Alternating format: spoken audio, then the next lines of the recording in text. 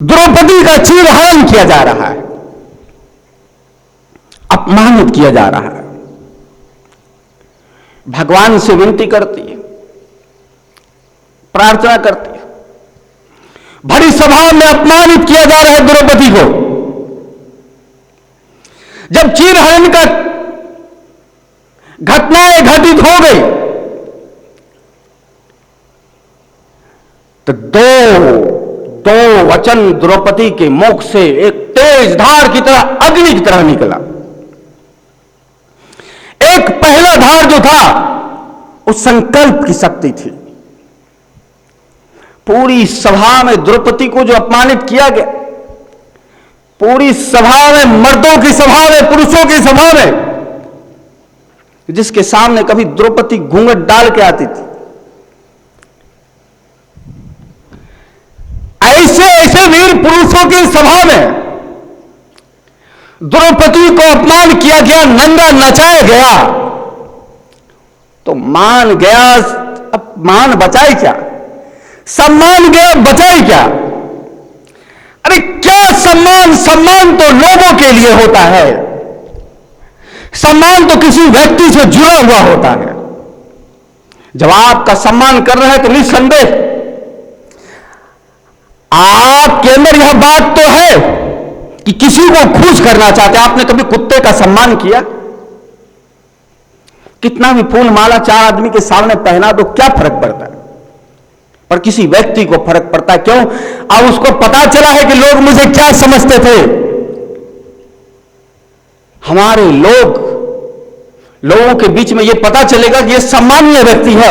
यानी सम्मान हमेशा डिपेंड करता है लोगों पर, अपमान भी डिपेंड करता है लोगों पर। जब आपका किसी ने अपमान किया तो आपकी बेइज्जती हो गई, क्या असर हुआ आपको? कहां से घिस गया शरीर?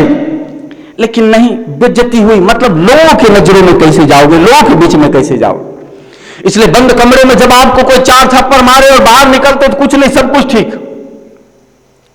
चार आदमी के सामने किसी ने थोड़ा कुछ बोल दिया तो आप तमतमा से जाते। यानी आपका मान और आपका सम्मान लोगों पे डिपेंड करता है। इसलिए द्रौपदी का जब चीरहरण हो गया तब कैसा मान, कैसा अपमान, कैसा सम्मान। जिनके लिए मान था, जिनके लिए सम्मान था, उसके सामने तो चंद वस्त्र में द्रौपदी आज खड़ी है, उजड़े हुए बाल के बीच, ये भरे हुए वीर पुरुषों की सभा में। लेकिन जैसे ही द्रौपदी का मान और सम्मान का सीमाएं क्रॉस कर गया, व्यक्ति के व्यक्तित्व पर प्रहार हुआ, मान सम्मान से परे स्वाभिमान पर प्रहार हुआ। तो जब स्वाभिमान पर प्रहार हुआ तो द्रौपदी की अस्तित्व हिल सा जाता है। जब द्रौपदी की अस्तित्व हिला तो बड़ी सभा में कहती है, मैं द्रौपदी इस सभा को श्राप, और ऐसा कहती है तो पीछे से कई लोग चीख पड़ते हैं। उसमें से दुर्योधन की मां भी गंधारी में थी कि नहीं पुत्री, नहीं पुत्री। वो हाय, वो आग द्रौपदी कह देती तो सभा में आग लग जाता। इसलिए अक्सर कहते हैं कि कभी किसी की हाय ना ले लेना। जो काम बंदूक बारूद नहीं करते हैं उससे ज्यादा हाय कर जाता है। इसलिए बोलते हैं दुआ ले लो किसी का, बदुआ भी किसी का ले लो चलेगा। किसी ने कह दिया जा तेरा ये हो जाए, किसी का ये हो जाए। आपने गौर किया, जब कोई आपको दुआ दे तो बहुत सारा आशीर्वाद देने लग जाएगा, भगवान ये करे, भगवान वो करे। जब बदुआ दे तो बोलेगा भगवान तुम्हारा सत्यानाश करे। तो बदुआ उतना नुकसान नहीं करेगा, दुआ उतना फायदा नहीं करेगा, करे भी ना भी करे। लेकिन हाय में शब्द नहीं निकलता है मुख से। हाय जब किसी का लगता है तो आवाज अंदर रह जाता है, रोम रोम बोलता है।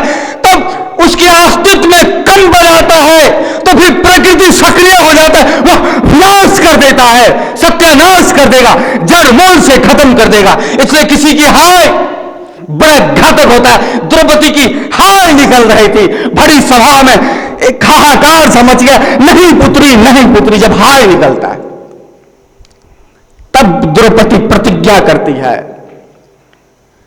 मैं द्रौपदी अपने बालों का तब तक श्रृंगार नहीं करूंगी जब तक इस दुशासन के लहू से अपने बाल का श्रृंगार ना कर लूं। प्रतिज्ञा, अटल प्रतिज्ञा, जैसा गंगा पुत्र भीष्म ने किया था, यहां पे द्रौपदी ने किया।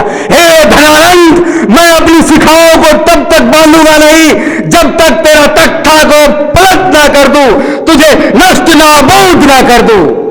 चाणक्य का प्रतिज्ञा पलट के रख दिया। द्रौपदी का प्रतिज्ञा दुशासन के लहू से अपने बालों को धो कर रही।